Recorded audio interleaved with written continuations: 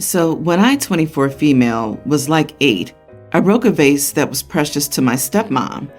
I don't think she ever liked me, and she was basically like, to my dad, it's her or me. I thought for sure my dad would choose me because I was so close to him. But that night he told me I was going to grandma's. I honestly didn't believe it until I got there, and he left. And I guess that just changed something in me. He phoned every day and tried to see me every day. And at first I pretended to be happy, but I wasn't because I wasn't home. I stopped pretending pretty fast, and looking back I acted numb to him, like not angry or sad, just emotionless. I sometimes heard him complain to my grandma about me acting so differently than before. When I was 9, I told my mom I wanted to move in with her full time because I had just started hating phone calls and visits from my dad. Even though she had a tiny apartment, she said yes. Honestly, I slept in the same bed as her till I moved in with my fiance. I don't care though because she's my mama, and it was better than having my own room and dealing with him every day. My mom and I have become super close, and she enrolled me in after-school stuff so I could avoid my dad. And contact just ended, and I'm thankful for it because I didn't have to be there for him. Like a few years ago, stepmom gave birth, and there was a big celebration, and I'm so happy I'm nowhere in sight and haven't even seen the kid yet. I'd only seen him on birthdays or when they came to grandma's house when I was there. My fiance had a low-key proposal a week ago, and I told my mom, my uncle, mom's cousin, and my grandma. Now my grandma knows how little I talk to my dad and how out of the loop I keep him, so it was a surprise when I got a phone call from my dad inviting me to a family dinner so I could introduce my fiance and meet my baby brother. I made up an excuse because screw that. It was grandma who told him, and I got mad at her and ended up yelling at her for telling my dad that I was going to get married. I got a text from my dad like an hour ago, which chastised me for taking out my issues with him on grandma. I hate to say it, but he may be right about that. So he shipped you off to grandma's because he couldn't be bothered with you, and now he wants to play happy family? Nope. All you need to say is that you and your fiance, congrats by the way, have no interest in having dinner with the man who chose his wife over his child because of a broken vase. And we're not going to even go into the fact that stepmother got away with such an ultimatum in the first place. He made his bed, and now he can lie in it. No joke. As a father myself, there's no way I'd pick a girlfriend over my young child for any reason. But a stupid vase? I'd have given myself a hernia laughing her butt out the door the moment "you better choose" passed her lips. It sounds like dad and stepmom deserve one another and not much else. To be honest, I'd be tempted to get a Goodwill vase and send it to them in some way that's crappy, like with a note that says, "Don't worry about missing the wedding. You can walk this vase down the aisle anytime you want." Or maybe send them a photo of the vase wearing a wedding veil or something. If OP is Jewish, maybe she and her fiance could send him a video of them smashing vases in a wedding style. OP, can't you send a vase to your dad and stepmom to congratulate them on the baby with a card? I hope your new baby doesn't break anything too nice. Grandma's getting too old to raise any more of your kids. You chose your wife over a little child. That was the day I stopped being your daughter. Please don't contact me again because I have no desire to have a relationship with you. It's profound and beautiful. OP, please do this. Also, apologize to your grandma, but reinforce to her the idea that you are non-contact with your father after he abandoned you for his new family. If she tells your father anything after that, stop telling her things until she gets the idea. I have 2 tween sons with my ex. We broke up over several issues. One of them was Emily, a woman he had worked with for years. The 2 of them grew very close, and she had always told me that my ex deserved better than me, and that I was trying to steal his family away from him. A few times she even pretended to be his wife during work functions, and my ex would laugh them off. Also, he was terrible with money and other stuff. After we separated, he made things official with Emily, which came as no surprise to me. Emily was even more hostile when she realized my ex's family still liked me and would still include me. When she realized my boys weren't super happy she was their dad's new girlfriend, Emily actually called my ex's mom names for saying I was the best mom, when they were all having a family dinner. My ex got a firm warning from the judge about using Emily to do exchanges of our boys and to deal with custody issues. This was after she confronted me several times during exchanges in front of my children, and of her showing not just hostility, but saying things that could be taken as alienation of a parent. He continued to allow this, and X was fined for breaching the judge's orders. He was told if it happened again, custody would be modified. Recently, there's been an increase in anger toward me. Emily's unable to have children, and she wants the boys to consider her a mom. They've asked me for help, and I said no. That Emily was not the mother of my children, and I wasn't going to encourage them to consider her one after the years of verbal abuse from her. The boys had an award night in June at school, and while there, Emily told the boys to get in photos with her for the school newsletter. They said no. She told them she wasn't asking. They said she wasn't their mom, so she couldn't say that. My ex scolded the boys, but I said nothing. X and Emily said I should have backed them up and not allowed disrespect. I told them that what they said was not disrespectful. They've claimed I'm a bad parent and I shouldn't have let my kids get away with that. And I'm teaching them to disrespect women, etc. So now I'm here to find out. Am I the idiot? Not the idiot. They stated facts. Also hilarious that they're compliant about not showing disrespect. Does this behavior qualify going back to get the custody modified in your favor? Because honestly, your boy's mental health will be continuously harmed by these two idiots. She's not their mother, and they aren't substitutes or stand-ins because she has fertility issues. They're kids, and all she and your ex will do is alienate them and permanently damage their relationship with your boys if they don't learn to back off. What happens behind closed doors when they're at his place, when no one's there to protect them? Would your ex protect your sons or his new wife? You do realize they had an emotional affair, at least. How deluded are Emily and your ex? This is exactly how most kids feel about their dad and his affair partner turned girlfriend. They're never going to accept her as their mom. As for her stating that she wasn't asking, in other words, she was ordering them, their response was correct. She's not their mother, therefore she cannot order them that way. Emily's not their mother. That's a fact. She will not have a motherly role in their lives by being hostile to their mother. X is a fool. He'll allow his wife to cost him his kids in their hearts and in the courts. You need to tell him that. Tell him that you'll only make parental decisions with him and that none will involve her being a mother. If she wants kids, they better adopt because she's not getting yours. I, 55 male, have two daughters, Laura, 30, and Sarah, 19. They're 10 years apart because my wife, 54, had fertility issues. This age gap is relevant. Laura has a PhD in psychology, and my wife and I are very proud of her. However, Laura tries to keep little to no contact with us. This is because of her upbringing. I do admit that my wife and I have been especially harsh on her. When Laura was starting high school, she began to distance herself from us and often refused to spend time with us. Soon we learned through her counselor that Laura hated us for how we treated her. When Sarah was born, my wife and I talked about how we would raise her. We decided to treat her the opposite of how we did to Laura. Whenever Sarah acted up, we encouraged her to do better and not give in to being a bad person.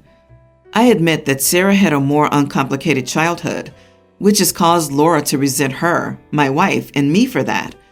When Sarah began high school, problems arose. Disrespect, lies, etc. We had no idea where this came from, but we would put up with it because she was a teenager. Laura and Sarah kept excellent grades, so we assumed we would both be well off. Sarah's last year of high school, she began to act up. It got worse and worse, but we still didn't do anything because we didn't want her to hate us as Laura did. Fast forward to now. Sarah is 19 and in university. Laura's making lots of money due to her job.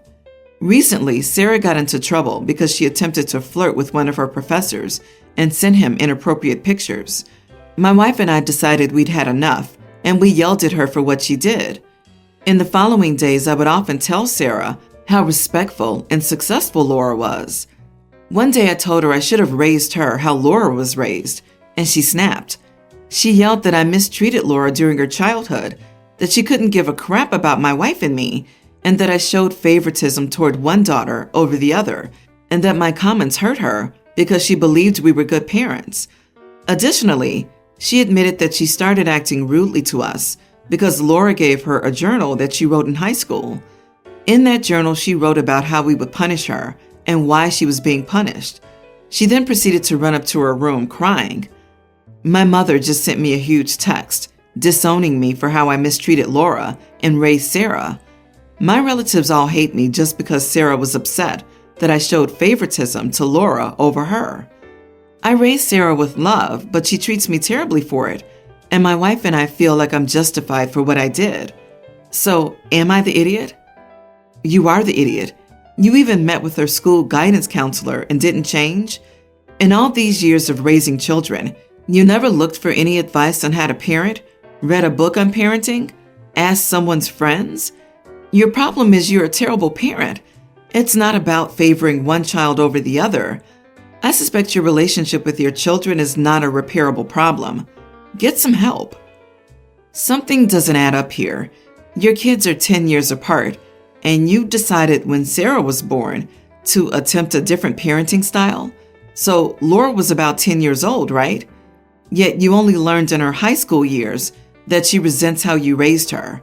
Does that mean that there is at least a 3 to 4 year period where you were knowingly applying 2 different parenting styles to 2 different kids? Poor Laura, whose only fault was being your firstborn. Here's what stands out to me as the worst.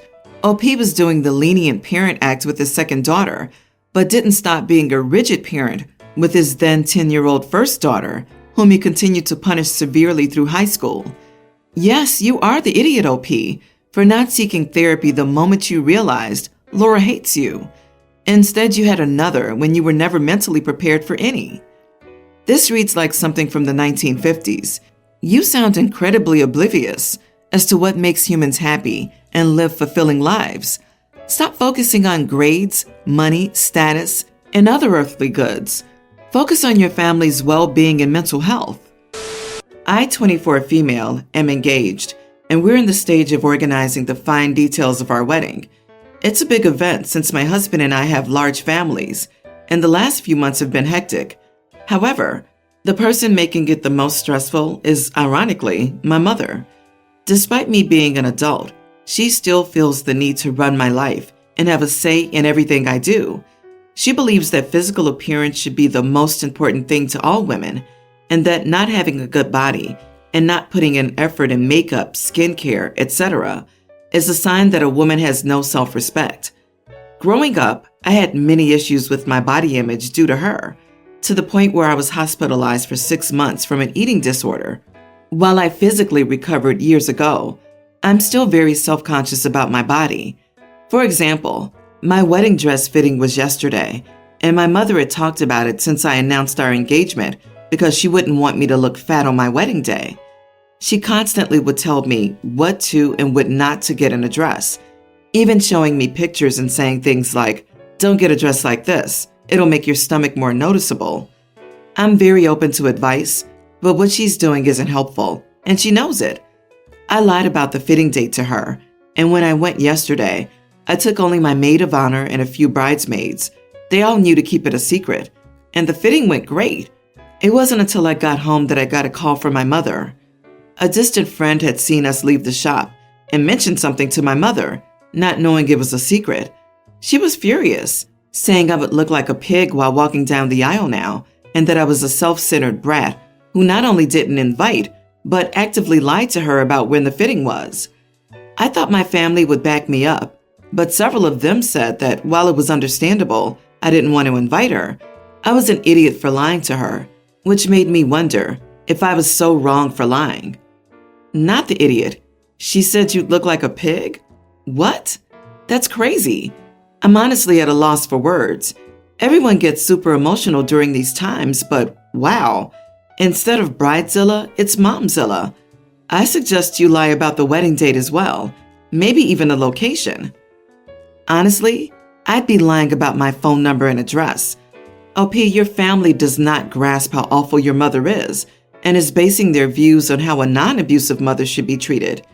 When you're dealing with an abusive parent, Doing what you need to do to live a normal life is necessary and should be encouraged. You go, girl. I'm sure you will look lovely at your wedding. Just imagine what the mother will be like if OP gets pregnant and gains weight. Or even worse, after she gives birth and is exhausted and in pain in caring for the infant. How long do you think it'll take for mom to drop So when is all the baby weight coming off? Don't you think it's about time? OP, time to uninvite your mom from the wedding. Time to uninvite your mom from your life. You don't need that toxic behavior influencing your marriage, and especially not your children. Your mother is abusive. She's so abusive that she caused you to get an ED, resulting in hospitalization, and she still won't quit. You will never be the idiot for protecting yourself. I, 37 male, am single, child-free, and have 2 dogs, German Shepherd mixes. They're very well behaved and super nice.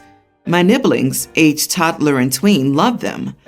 I have 4 sisters and they have 10 kids total, so I babysit a lot. I work from home and am always available to watch the older ones, since I can easily work while they're in my apartment, and when they need care for the little ones, I move my schedule around a bit. Yesterday, 4 of my nibblings were at my place. I have just one super strict rule at my house: no chocolate. It's deadly for dogs. I'm not too fond of it anyway, and kids can easily go an afternoon without it. The older ones brought chocolate with them and shared it with the toddlers. I was in the kitchen making them drinks, and they were in the living room. My dogs were sleeping on the balcony. I entered the living room, and there were chocolate crumbs everywhere. I asked who had the chocolate, and the kids admitted that mom gave it to them, and they always had some with them but usually eat it in secret. When my sister came to pick them up a few hours later, I told her what happened and said that her kids were big enough not to make a chocolate mess. I told her I was never babysitting for her again. She's furious and says I overreacted. Another sister of mine agrees with her. Finally, my mother thinks I'm wrong for putting my dogs before the children. Am I the idiot? Not the idiot. You have one simple rule and she broke it and made her kids hide it. They also clearly aren't big enough to not make a chocolate mess since there were crumbs on your floor. And it looks like your mom has volunteered to babysit for free. Thanks, Mom. Problem solved. Additionally, I would not babysit children taught to lie to me. OP, if they argue about the kids being responsible enough not to make a mess, or argue that that much chocolate can't hurt dogs, or argue about you being child-free, don't engage. Say, that's not the point. I can't babysit kids who are regularly taught to lie to me. It isn't safe. Be a broken record. That's the real problem, way bigger than sneaking chocolate. OP, focus on this when discussing your reasoning. Yes, what a role model. Want to get what you want? Lie. There's one tiny rule and the sister needs a babysitter. I would go crazy if I were OP and needed to play daycare that often. Why would I be so dumb and break this rule on purpose? Why do these kids need chocolate 24/7? And you're not putting the dogs before the kids. Your sister's putting chocolate before your dogs. People get so entitled. You don't owe her childcare. You do it because you love her and her kids.